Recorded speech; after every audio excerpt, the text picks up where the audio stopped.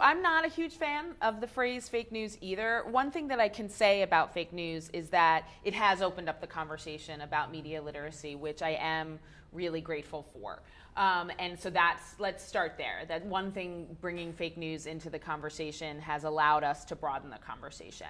What I don't like about fake news is it is limiting, right? Because it makes it seem like there are two buckets of information, and there is the real information and the fake information. And we know that that is not the case. We know that the information landscape is very complex, very complicated, and very nuanced, right? So the fake news puts everything into a bucket, and it's not. So we have to, I like the term misinformation, but I think that we need to determine the nuance, right? We need to understand bias more than fact or fiction.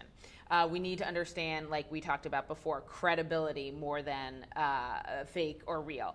So we need to be willing to have the nuanced conversation. I think also, I remember a time not too long ago where fake news was Jon Stewart, yes. right? So that was fake news because literally he was creating news and he was doing satire, and we had put it all in that bucket, and it was like, oh, this is fake news, right. And then all of a sudden.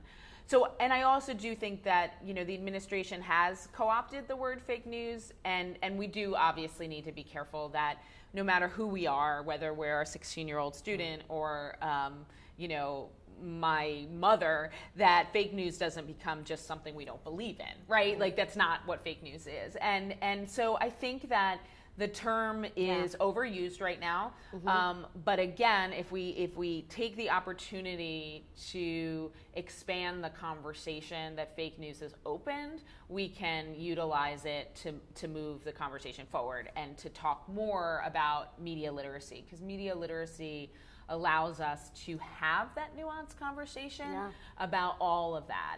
And I don't think we talk enough, certainly in the media, about bias, but not only media bias, our own biases, like how simply I see the world through my eyes, and that's all I know, and that's the case for everyone. And I teach at Brooklyn College, and I am with a diverse group of students, and seeing them understand that the way they see everything is from their limited bias. We all have, I'm only gonna see the world through a 45-year-old woman who has 2 kids who lives in New York City. That's the only way I can do it, right? And understanding that is to me that much more important than this is how Fox News sees things, this is how CNN sees things, this is how my Facebook feed sees things. So I look forward to those conversations in the public, and these kind of conversations, but I do think that fake news is limiting, and it at the same time has opened up a conversation.